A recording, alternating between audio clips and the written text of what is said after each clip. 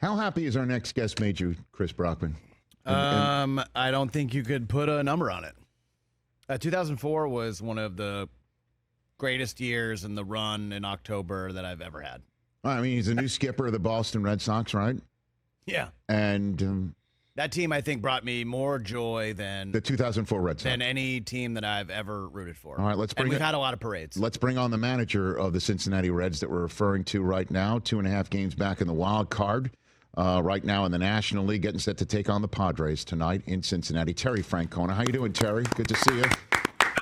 Rich, great to see you. Thanks for having me. I'm sure you've heard that from people from the greater New England area your entire existence, right, Terry? Pretty much?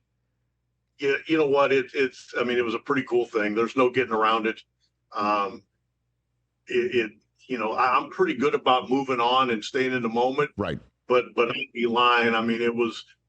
Those 4 days when we came back against the Yankees, they're probably my 4 funnest baseball days of my life. And do you when you see Dave Roberts, do you ever talk about it? Those moments when you see Dave? Are you kidding me? Every time I see him, I hug him. Because truth be told, yes. I probably would have got fired.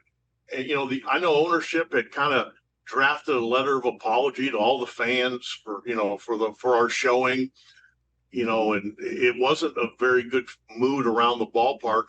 And then a week later, we all could have run for mayor. So it's I think you got to keep things in perspective. But every time I see Davey, we laugh about it. Now, when did you come up with the idea of letting him take a base, Terry? Or did he do it on his own, or what happened there? We talked about it. We actually had talked about it in Anaheim in the first round of the playoffs, and he couldn't get a good jump. He was fighting to do it, and he couldn't do it. So we kind of met down in the runway before the inning, and we had Millar and Billy Miller there and Dave, and I said, Millar's going to get on, and then this is what we're going to do. And we were possibly going to bunt if Dave couldn't get a jump, but Millar had swung the bat so well against Mariano. He's one of the few guys that did. And I know as I was talking to Dave, Billy Miller's eyes are like, hey, man, give me one thing. Like, you got 9 things going. And then when Millar walked and Davey left the dugout, I just winked at him. And that was in my way of telling him, go get it, big boy. And I love that you bring it up when maybe you're handing out lineup cards against the Dodgers or anytime you see him. Yeah. That's pretty cool, man. Look at that moment right there. Dave Roberts. That's Jeter, by the way, who turned 51 the other day. You want to feel old? Derek Jeter's 51 years old, man.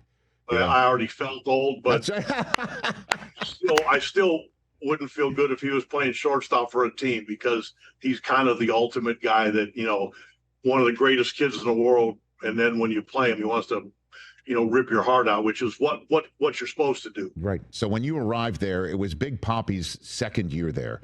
What was your first interactions with David Ortiz like? And did you know that he was beginning to just break out? He kind of did break out in the year before your arrival. When you arrived, it started a run for Big Papi that will end in Cooperstown, as we all know.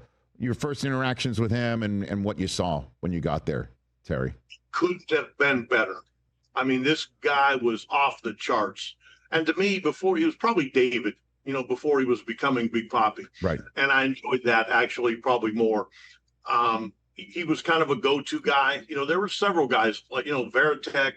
There's a lot of guys on that team that I don't know if people realized how solid of baseball players they are. Like Johnny Damon would run into the wall, hair flying, and he'd text me in the morning, I think I can play. You know what? And then he did play more often than not. Those guys, Millar, the stuff you saw with Millar, it was real.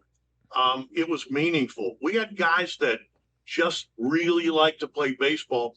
And when the game was over, if we lost and they're trudging up to the clubhouse, it wasn't because they didn't get hits. It's because we lost.